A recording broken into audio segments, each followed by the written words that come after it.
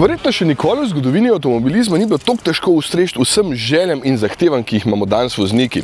Po eni strani bi radi čiste in moderne avte, po drugi strani še vedno nočemo presekati s tradicijo in želimo bolj mehanske stroje, zato je praktično nemogoče imeti vse v enem.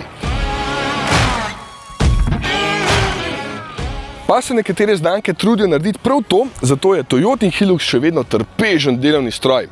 Sicer z nekimi novimi tehnologijami, da vozi v koraku s časom. No, tole je že 9. generacija neuničljivega pick-upa oziroma poltornjaka, kot mu rečemo lepo po slovensko, a ne? Ja, saj se vidi, da ima ozke luči pa majčkeno bolj agresivno masko. Tale je še zaprta, klede, zato ker gre za električen model. In zdaj je veliko bolj podoben ostalim novim Toyotam, ampak vsaj meni v tem razredu ni bilo toliko nikoli važen, kako izgledajo, ampak kako se peljajo. Na terenu, kje pa. Ampak grem najprej v oranžnega, da se majčkeno hladim.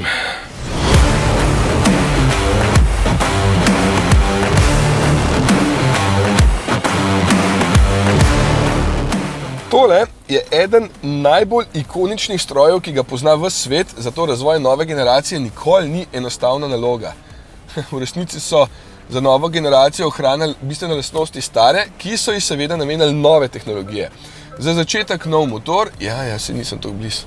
Za začetek nov motor, čeprav mu pravi hibrid, je to v resnici blagi hibrid, ki ima 48-voltno omrežje, da lahko občasno izklop dizelski motor, predvsem pa je kompaktni elektromotor generator nameščen tamle visok na motorju, da potem ohrani zmogljivost vožnje po globoki vodi. Do 70 cm je lahko globoka in 10 minut lahko stoji v njej pri miru, če želite vmes, ne vem, loviti ribe ali kaj podobnega. Vse skupaj zdaj deluje malo tišje in tudi poraba ne bi bila za kakšnih 5% manjša. Lahko pa tudi povem, da je pogon dovolj zmogljiv, ker na terenu res deluje nepremagljivo. S takšno lahkoto se v bistvu preganja po teh klancih pa luknjah, da je neverjetno, kako zmogljivi so ti avti. 2,8 litra je sicer prostornina motorja, moč pa 150 kW, to je 204 konje oziroma 500 Nm navora. Nosilnost je še vedno več kot 1000 kg, vleče pa lahko prikolice z maso do 3,5 tone. Ja, danes ne bom rabil masaže, me bo že tale cesta zmasirala, fajn.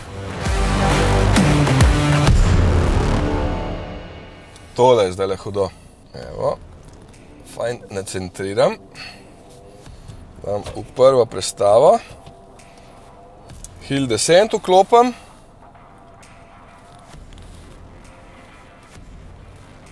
In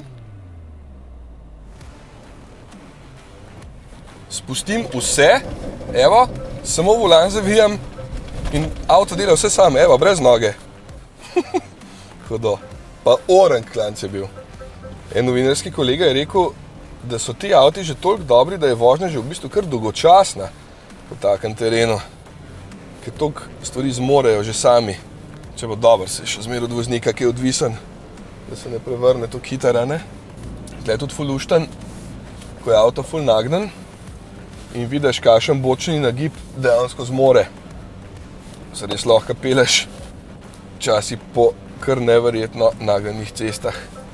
Ma pa tudi elektroservo, to je pa zelo velika prednost v bistvu na terenu, zaradi tega, ker ti ne more kar naenkrat potegniti volana pa utrgati prsta. Drugače tudi občutek so ohranili dosti dober, da ni panike. Da je toliko suveren na terenu, seveda v prvi vrsti skrbi pogon. Na tem poligonu so nam priporočili, da uporabljamo 4-kolesni pogon in reduktor, pa sistem za pomoč spuščanja po klancu dol. Zapore zadnjega diferenciala pa danes ne potrebujemo, ker je suho. Mi je inštruktor prej povedal, da ko je prejšnji teden padel dež, so pa morali vklopati tudi to.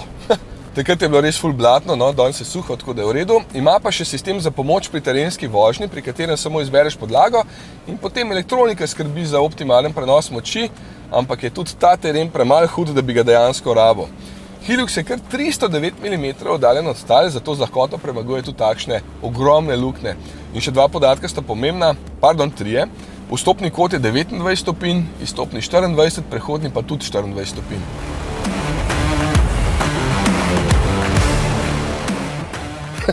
Vidiš, kaj zmore šasija, tega pa vaš poprečen križanc ne zna. Tako da tukaj je Hilux še zmeraj ostal tak, kot mora biti. Ta prav, od spodaj, tukaj se prav lepo vidi, da ima še zmeraj uno letveno šasijo. In kaj še zmore, ne?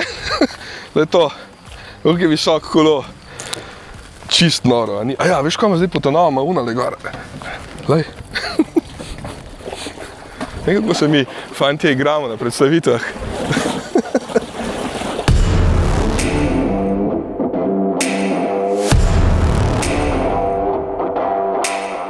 Za boljši občutek sem mu dodal še tole 180-kilsko obtežitev. Voda je noter, da zadnji del ne poskakuje preveč, ker ima seveda še vedno listnate vzmeti, ki so najboljši kompromis, če želiš veliko nosilnost in vzdržljivost za dolga leta. Noter je seveda čist nov, v bistvu enak kot Land Cruiser, ker ima nov volan, tiste gumbe za izbiro voznih programov, nove zaslone, drugače bo pa septembra pri nas, tudi v takšni barvi in tudi Invincible. Yeah.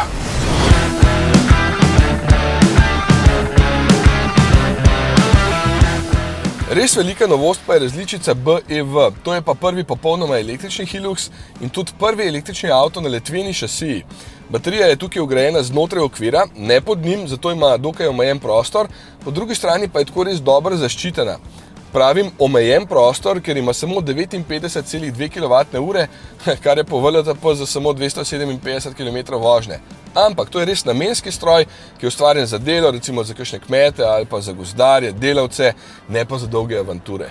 Tudi ta lahko brede po kar 70 cm globoki vodi in ima prav tako vstopni kod 29, izstopni pa 24 stopinj. Je pa zaradi položaja baterije tukaj oddaljenost od tal samo še 212 mm in kod prehoda 20 stopinj, tako da je malo manj zmogljiv na terenu v teoriji, v praksi pa raven tako leze, kamor si zamisliš. No, tukaj se vidi. Pogon je res noro zmogljiv, dva motorja ima, sprednji 80 in zadnji 128 kW, če povem še navor, spredaj 205, zadaj pa 268 Nm. Nima pa reduktorja, zaradi tega, ker ima sta elektromotorja toliko veliko navora. Evo, to kar leze in nič se ne dogaja, samo volan moraš vrteti. Toliko lepo, no recimo to je ful dober primer, takole ustavim, ful klanc je res in speljem. To je to. To je pa moč elektrike, tukaj se pa res poznajo prednosti. Ima pa terenske programe in med njimi je tudi eden, ki se imenuje Mogul. Ta pa je zmore vse.